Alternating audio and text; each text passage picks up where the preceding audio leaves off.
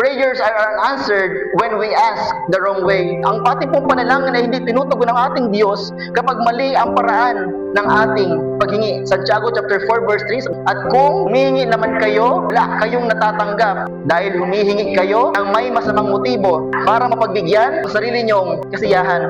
Tandaan po natin mga kapatid, hindi po obligadong tagutin ng Diyos ang ating mga makasariling panalangin. Dahil ang ating panalangin po ay dapat nakaayon sa kalooban ng ating Diyos at hindi sa sarili nating kalooban. Tandaan po natin na ang ating mga maling motibo ang humahadlang sa pagtugon ng Diyos sa ating mga panalangin. Ito ay halimbawa ng prayer na mali ang motibo. Lord, sana i-bless mo po ako ng sobra-sobra para ma-share at mapagpala ko rin po ang iyong iglesia.